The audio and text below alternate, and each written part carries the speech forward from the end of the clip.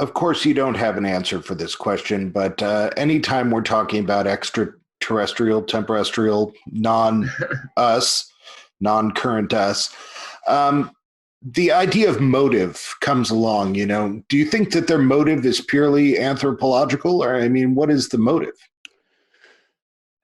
Yeah, you're right.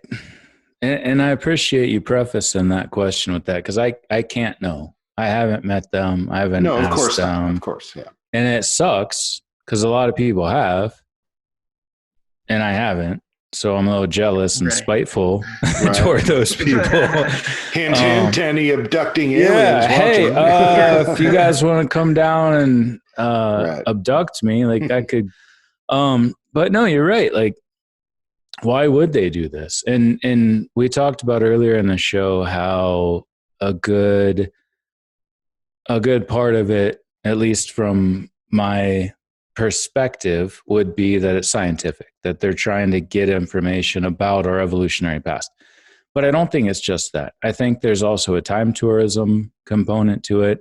I think it's also just an interest in what's happened in the past, and especially throughout different periods. Like it's easy to think, again, once we have time travel technology, and it could potentially exist as early as 500 to 5,000 years in the future, why would they be interested in us? But there's a lot that can happen in that period. There's a lot that can happen between now and then where the records are lost, the information's lost, and they just want to come back and see what we were doing.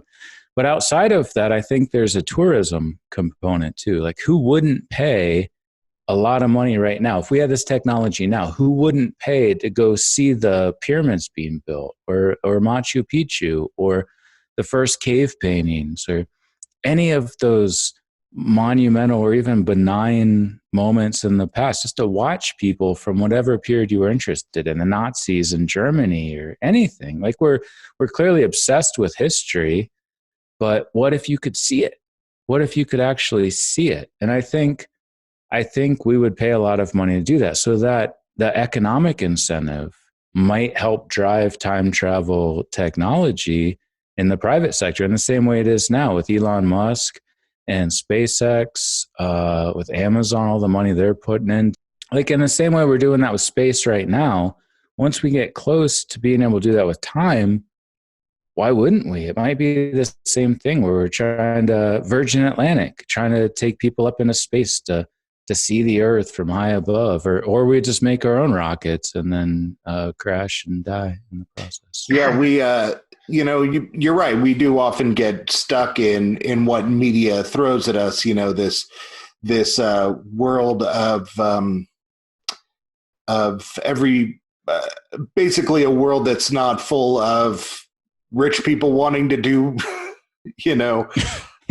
time travel for money. We imagine that money is gone someday. We adhere to all these utopian futures that one doesn't tend to fall in, but sure, why not? I mean, even if you take money out of it, like, all you really have to think is, are these creatures still going to have curiosity? Which is that's a good probably point. Right. And if they do, then they're gonna come back. Absolutely.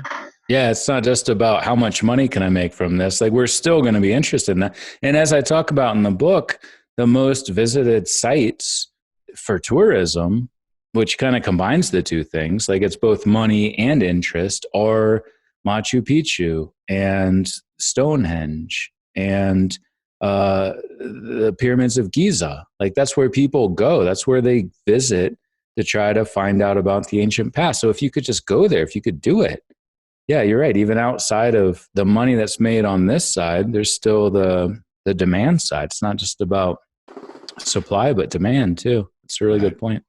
Well, that makes me think, like, from a ufology perspective, like, where do UFOs usually, can we identify that sort of motive in terms of the UFO sightings we know about them?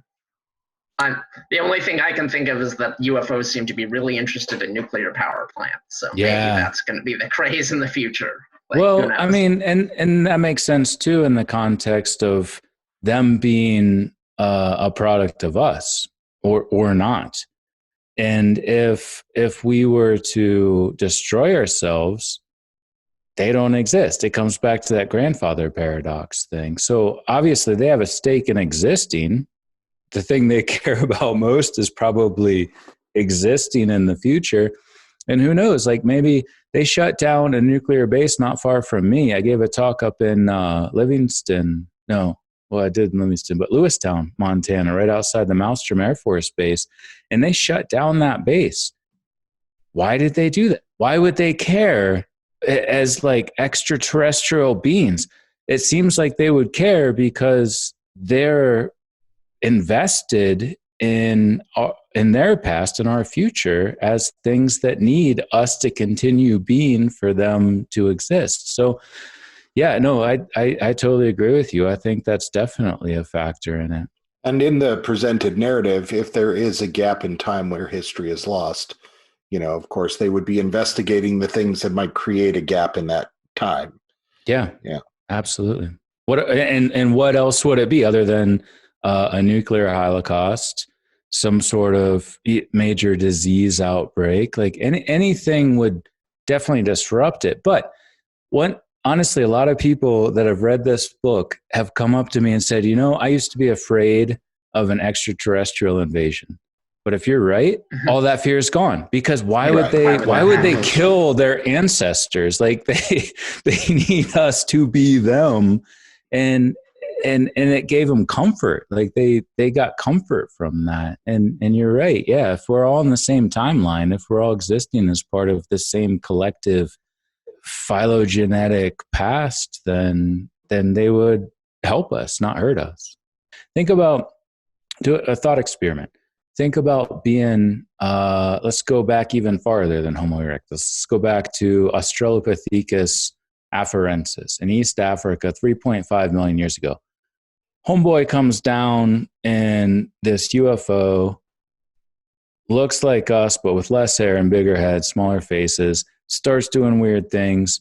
How are you going to interpret that? How do you put that into the context of what you do on a day-to-day basis? Like just trying to not get eaten by leopards. Oh yeah, like, definitely God and magic. Yeah, that's your day. That's magic. That's God. That's a thing. And that would be that way all the way up until basically right now, like even 100 years ago. And, the cave paintings that we see, all of the megalithic structures, not all of them, obviously, but certain things.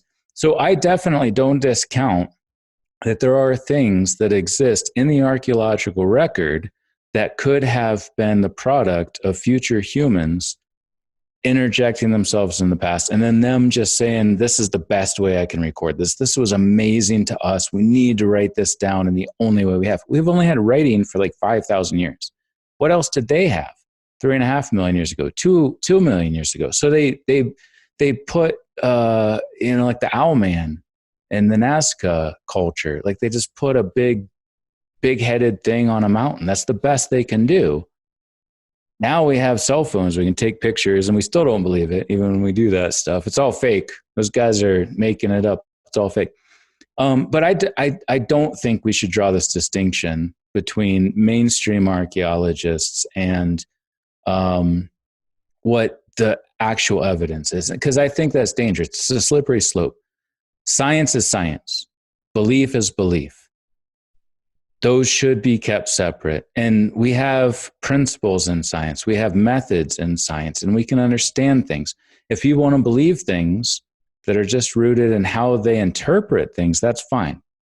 We've been doing that for literally the entire history of humanity. But I don't think we should conflate one. I don't think we should confuse the two. And I think we should draw a distinction there.